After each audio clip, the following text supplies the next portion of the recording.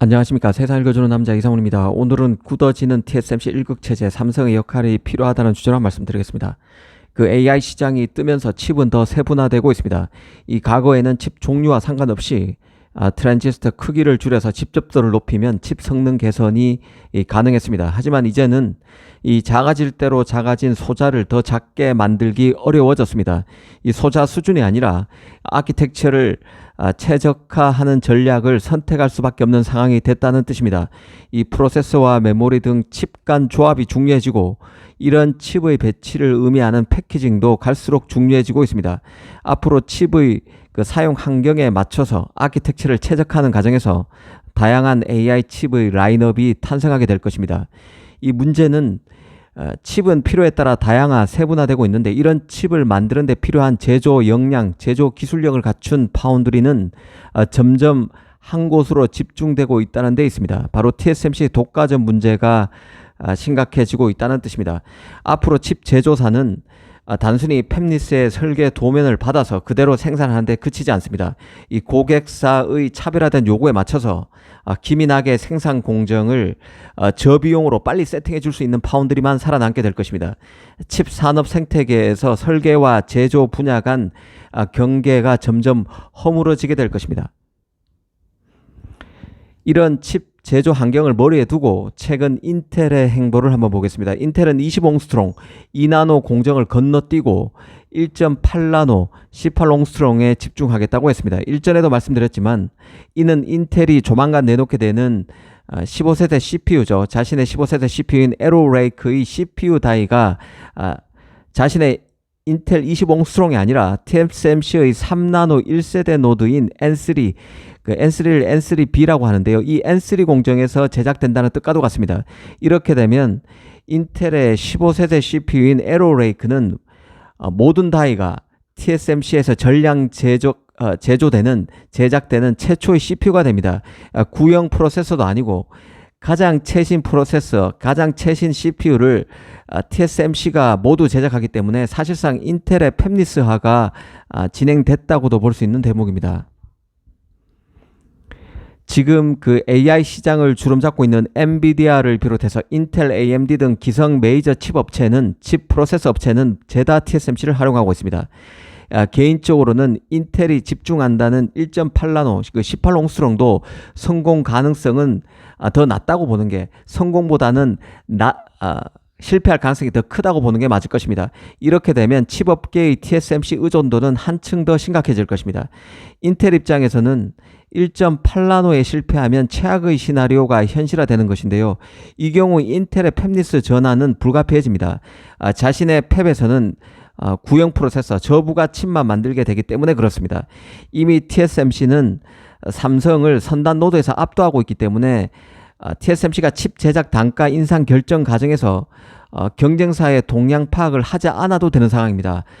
사실상 TSMC가 배짱 영업을 해도 되는 상황인데요. 이런 TSMC의 배짱 영업에 브레이크를 걸 수 있는 수단 자체가 지금은 없는 상황입니다. 현재 그 TSMC 입장에서 가장 경계하고 있는 것은 아마도 삼성이 아니라 칩 업계가 경계하고 있는 독과점 시비일 것으로 봅니다. 일전에 그 TSMC 회장이 이 컨퍼런스 콜을 통해서 파운드리 2.0이란 개념을 최초로 끌고 왔는데요. 이 웨이 저자의 파운드리 2.0 개념의 핵심은 이 파운드리 산업의 정의를 좀 바꾼 것입니다. 패키징과 테스트, 마스크 제작을 포괄하는 것으로 확장하겠다는 것인데요.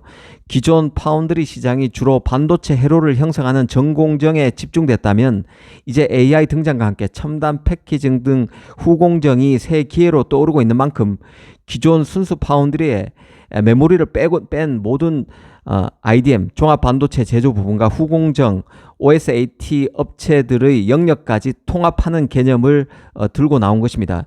웨이 저자가 후공정에 방점을 찍은 그 파운드리 2.0을 갖고 온 이유는 그만큼 후공정 시장이 중요해졌고 돈이 된다는 의미가 담긴 것으로 봐야 합니다. 또 한편으로는 이 파운드리에서 TSMC의 독주 양상이 강화되는 데 따른 이 시장의 견제 심리가 발동될 가능성이 커지자 여기에 일종의 방어망을 치려는 의도가 있다는 판단입니다.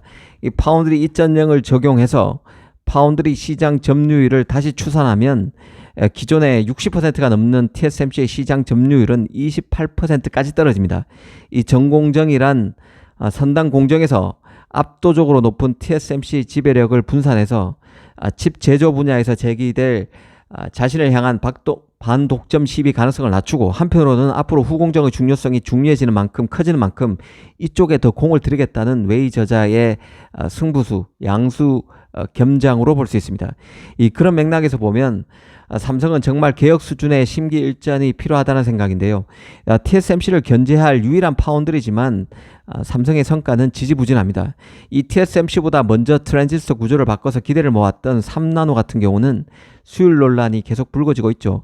급기야 엑시노스 2500을 양산할 수 있느냐, 올 연말 하반기에 양산할 수 있느냐는 말까지 나오는 형편입니다. 초기에 여기에 그 칩간 조합이 중요해지는 상황에서 메모리 경쟁력도 갈수록 하락하고 있습니다. HBM도 지금 하이닉스에 밀리는 판에 이제는 최선단 D램 공정에서도 하이닉스의 추격을 허용한 상황입니다. 하이닉스가 10나노급 6세대 D램인 16GB DDR5 D램 개발에 성공했지만 삼성은 그 이전 세대인 5세대 D램에서도 수율이 기대만큼 안 나온다는 얘기가 지금 시장에서 나오는 상황이죠. 칩 제작에서 칩 간 조합이 중요해진다는 얘기는 프로세서와 메모리 간 파트너십, 그리고 프로세서와 파운드리 간 파트너십, 그리고 메모리와 파운드리 간 파트너십 강화 등을 두루 의미하는 것입니다. 특히 HBM이 뜨면서 하이닉스와 TSMC의 밀착은 더 강화되고 있는 상황이죠. 그런데 파운드리에서 2위인 삼성이 메모리에서도 2위로 추락하게 되면 TSMC의 독점은 이전과는 비할 수 없이 더 강고해지게 됩니다. 삼성의 분발이 중요한 이유는 TSMC의 독점이 결국은 칩 제작 가격 인상으로 연결돼서 모든 IT 기기의 가격 앙등으로 연결될 수밖에 없다는 데 있습니다. 앞으로 AI 칩이 다원화되면 AI 칩 간 최고의 조합이라는 GPU와 HBM 조합에도 균열이 갈 것입니다. MPU와 LPDDR 간의 조합, MPU와 DDR 간의 조합, 그 메모리와 로직 프로세서를 병합하는 프로세서 인 메모리, PIM 기술 적용 등이 곳곳에서 나타날 것입니다. 이 과정에서 파운드리가 메모리 기술을 갖고 있는 것은 엄청난 메리트가 될 수 있는데요. 이 메모리가 2위로 내려앉게 되면 이런 메리트, 삼성의 강력한 메리트도 크게 희석될 수밖에 없습니다. 삼성이 최근 부쩍 강조하고 있는 원스톱 수주, 턴키 수주도 내용을 하나하나 세부적으로 까보면 메모리 1등 경쟁력을 활용해서 이 모자란 파운드리 경쟁력을 보완해서 파운드리 경쟁력도 함께 끌어올리겠다는 게 핵심입니다. 그러다 보니 이전에는 전공정에 비해서 더 처지는 것으로 인식되던 후공정부터 삼성이 먼저 공략하는 일종의 과거에는 생각할 수 없었던 아이러니가 빚어지고 있는 게 현재 칩 시장입니다. 그런데 삼성의 메모리 경쟁력이 딸리게 되면 굳이 팹리스 입장에서 턴키 수주를 활용할 유인 자체가 크게 떨어지게 됩니다. 그런 관점에서 삼성의 메모리 경쟁력을 확고하게 가져가지 못하면 지금의 인텔 모습이 삼성의 미래가 될 수도 있다는 게 개인적인 생각입니다. CPU 경쟁력에서 흔들리니까 파운드리는 아예 생각조차 못하는 게 현재의 인텔 모습이죠. 이런 위기의식이 삼성으로서는 필요한 상황입니다. 감사합니다.